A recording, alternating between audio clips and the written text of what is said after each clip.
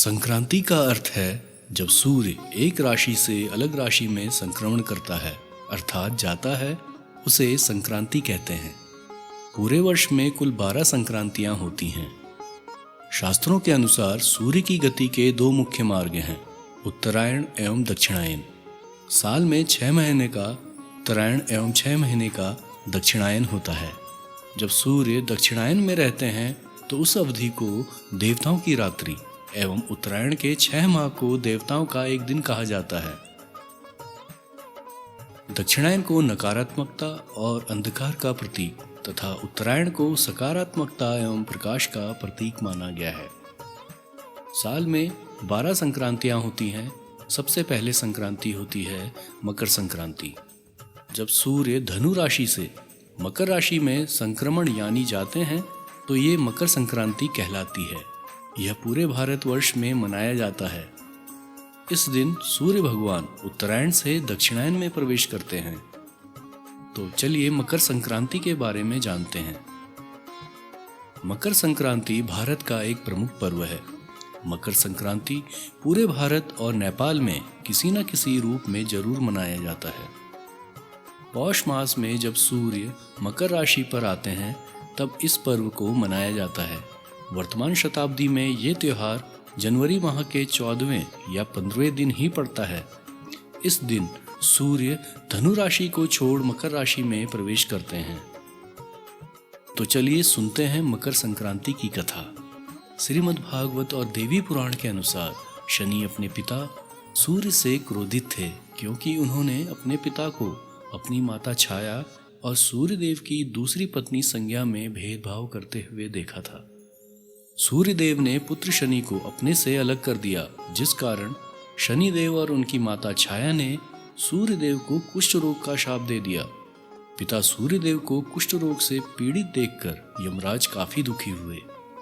यमराज ने अपने पिता सूर्यदेव को कुष्ठ रोग से मुक्त करवाने के लिए काफी तपस्या की, लेकिन क्रोधित सूर्यदेव ने शनि महाराज के घर कुंभ, जिसे शनि की राशि भी कहा जाता है, उसे जला दिया और इस कारण शनि और उनकी माता छाया को कष्ट भोगना पड़ा। यमराज ने अपनी सौतेली माता और भाई शनि को कष्ट में देखकर उनके कल्याण के लिए पिता सूर्य को काफी समझाया। तब जाकर सूर्यदेव शनि के घर कुंभ में पहुंचे। जब सूर्यदेव कुंभ पहुंचे तो उन्होंने वहां देखा कि सब कुछ जला हुआ था। उस समय शनिदेव के पास घर में तिल के अलावा कुछ भी नहीं था, इसलिए उन्होंने काले तिल से सूर्यदेव की पूजा की। शनि की पूजा से प्रसन्न होकर सूर्यदेव ने शनि को आशीर्वाद दिया, शनि का दूसरा घर मकर राशि मेरे आने पर धन धान्य से भर जाएगा।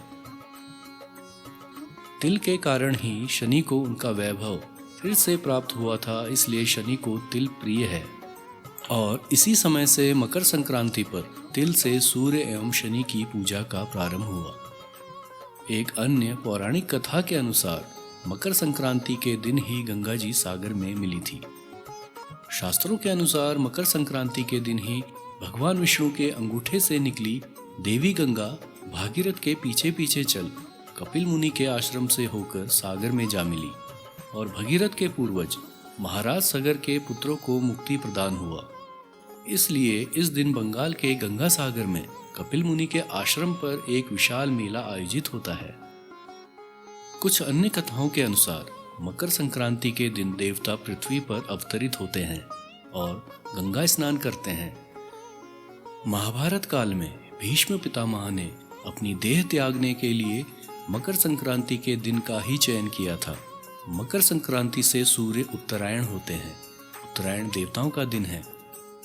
मकर संक्रांति के साथ ही शादी ब्याह, मुंडन, जनेऊ और नामकरण जैसे शुभ कार्यों की शुरुआत हो जाती है।